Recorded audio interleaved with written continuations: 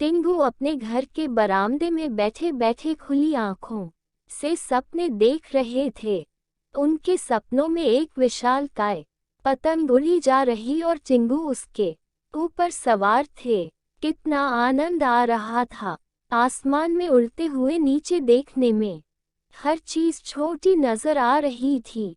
तभी अम्मी की तेज आवाज ने उन्हें ख्यालों की दुनिया से बाहर निकाल दिया।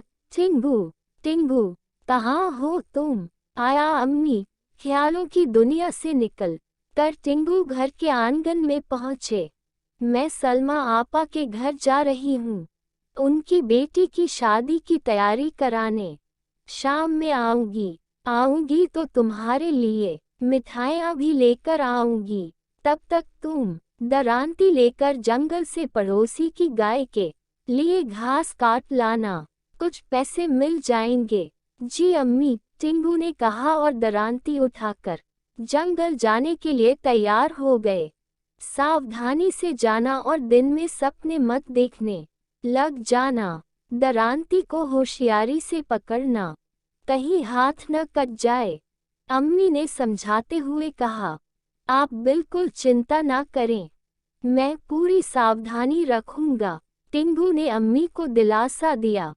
टिंगू हाथ में दरांती लिए जंगल की ओर निकल पड़े। चलते चलते उन्हें उन मिठाइयों का ध्यान आया जो अम्मी ने लाने को कहा था।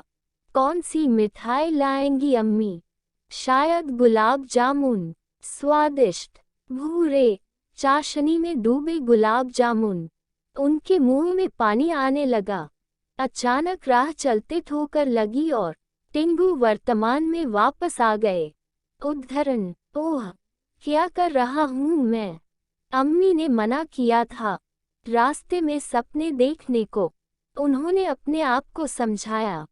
खैर, जंगल पहुंचकर दोपहर तक टिंगू ने काफी घास काट ली। उन्होंने घास का एक बड़ा सा गट्ठर बनाया और उसे सर पर रखकर वापस आ गए। गट्ठर को उन्होंने पड़ोसी के घर देकर पैसे ले लिए। तब उन्हें याद आया कि दरांती तो वो जंगल में ही छोड़ आए। दरांती वापस लानी ही थी, नहीं तो अम्मी के गुस्से का सामना करना पड़ता। टिंगू दौड़ते हुए वापस जंगल पहुंचे। दरांती वहीं पड़ी हुई थी जहां उन्होंने छोड़ी थी। टिंगू ने जैसे ही दरांती को छुआ, उन्हें झटका सा लगा और दरांती हाथ से छूट गई।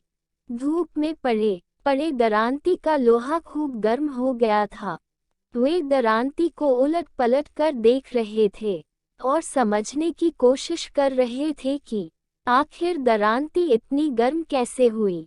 वो अभी दरांती का निरीक्षण ही कर रहे थे कि उनके पड़ोस में रहने वाला जुम्मन उधर से गुजरा। टिंगू को यूं अपनी दरांती को घूरते देखकर जुम्मन ने पूछा, क्या बात है? तुम दरांती को ऐसे क्यों घूर रही हो? मेरी दरांती को कुछ हो गया है, ये काफी गर्म हो गई है। टिंगू ने चिंतित स्वर में कहा। जुम्मन को शेख की बात पर हंसी आ गई। मन ही मन हंसते हुए ऊपर से गंभीर स्वर में उसने कहा, तुम्हारी दरांती को बुखार हो गया है। ओह, फिर तो इसे हकीम के पास ले जाना पड़ेगा। टिंगू की चिंता बढ़ गई। अरे नहीं, मुझे पता है बुखार का इलाज। मेरी दादी को अक्सर बुखार होता है। हकीम कैसे उनका इलाज करता है, मैंने देखा है। मेरे साथ आओ, मैं करता हूँ इसका इलाज, लल्लन ने कहा। उसके चालाक दिमाग में दरांती हथियाने की एक योजना बन चुकी थी। आगे आगे दरांती उठाए जुम्मन चला और उसके पीछे टिंगू चले। चलते चलते जुम्मन एक कुएं के पास रुका और दरांती में एक रस्सी बांधकर उसे कुएं के पानी में लटका दिया। इसे शाम तक ऐसे ही लटके रहने दो, शाम तक इसका बुखार उतर जाएगा, तब आकर इसे ले जाना। जुम्मन ने सोचा कि टिंगू के जाने के थोड़ी देर बाद वह आकर दरांती निकाल ले जाएगा और बाजार में बेच देगा। टिंगू ने वैसा ही किया और घर जाकर सो गए।